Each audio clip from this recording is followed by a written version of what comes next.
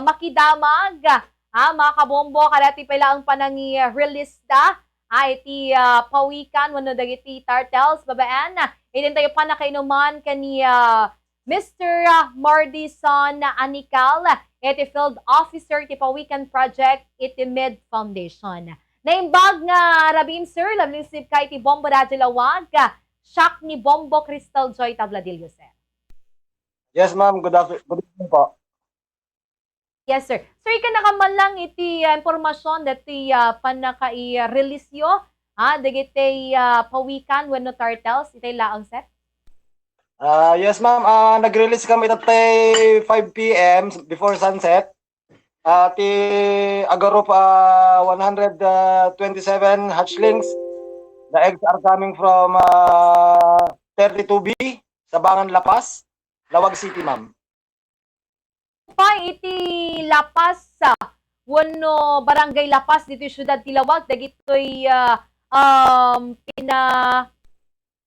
pina-release yung nga pawikan sir? Yes, ma'am. From Lawag.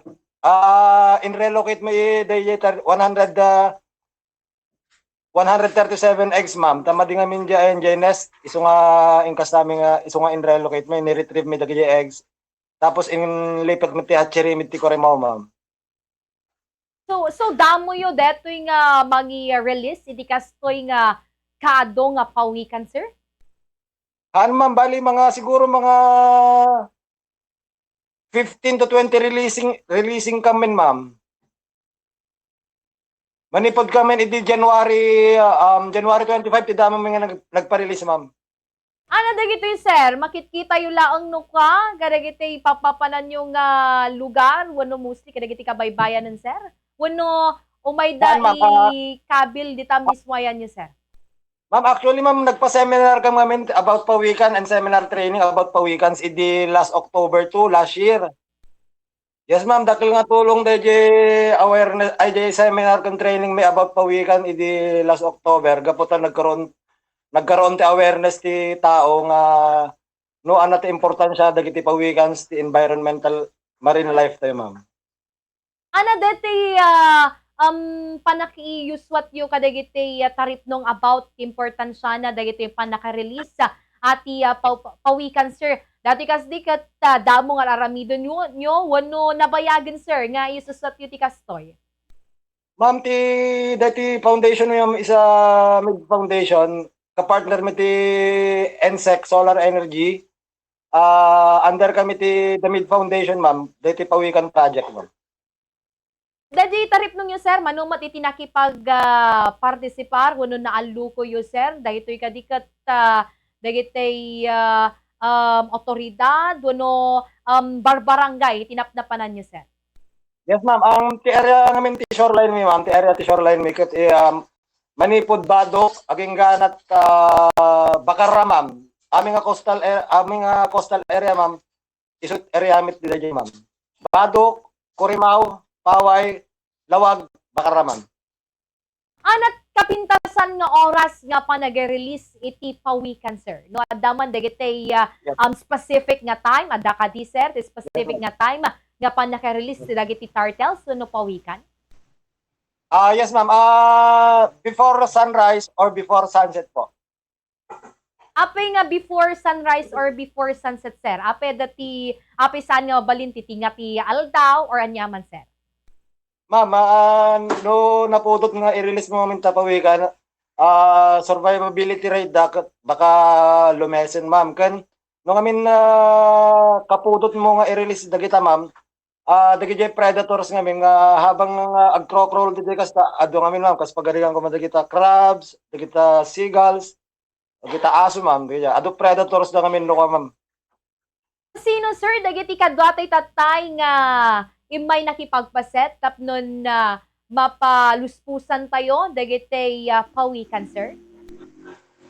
Actually, ma'am, at the Facebook page mi ngamin nga pawikan project, no at the releasing mi ngamin, ma'am, ipakaammo mi dagiti Menro, Senro, LGU, dagito Coast Guard. Amin nga tag-invite kami tapno umay da ma-witness ti pinag-releasing mi ma'am. Ken dagiti pa yan ordinaryo nga kakailian tayo sir iti nakipagbuybuya nga pinaluspusan yon Yes dagitoy ma'am. nga turtle sir. Yes ma'am. Yes ma'am. Kun before releasing ma'am, agor-orient biit ma'am tapno mag dagita umay viewers, dagita viewers nga umay ag witness ket makastada ma'am. Ma-aware damat no apay nga adda dagitoy nga releasing nga mangyari-ari ma'am. Haan lang nga dayjay basta agbuya da. Tapos ikabil da social media nga di damot amo nga di damot amo tigapunan no apay nga araramid mi dati ma'am. Sanot ka importante na ngamin sir, iti pan naka-release dagiti pawikan, dagiti dolphin nga may sadsadsa, daken dagiti da dumapay sir. Ma'am, actually di pawikan is the isudat timang balbalance di eco marine life tayo ma'am. No awan di kiti pawikan nga dagitoy. Ag overpopulated dagiti jellyfish nga isunto mo ti ipatay dagiti ikan nga no, adu dala unay. Tapos dagita seagrass, seabeds iso dati mang maintain ma'am tapos adama la kanan dagita dadto mga fishes kas jay ma'am. Bilang manadadagiti maka-encounter met sir iti naruway nga pawikan, mabalindamat nga umay daidanon kada kayo sir, tapni kastakat da kayo mismo iti mang release kada dagiti sir. Yes ma'am. Bali adda hotline mi ma'am. Di nagpakasda kami ng Tudkamti Flyers nga adda dagiti hotline mi. Nga no just in case nga adda makita yung nga pawikan, mabalin yung itawag, mabalin da nga itawag kada kayo ma'am. Numero yu sir, dagiti agdingding nga agtatang kakailian tayo, no bilang manadapay Yes, iti Facebook page tayo sir, nga mabalintang Yes, kontakon. Go ahead sir. Yes ma'am. Ti Facebook page ni ma'am ka Pawikan Project by the Mid Foundation and NSET Nuevo Solar Energy po.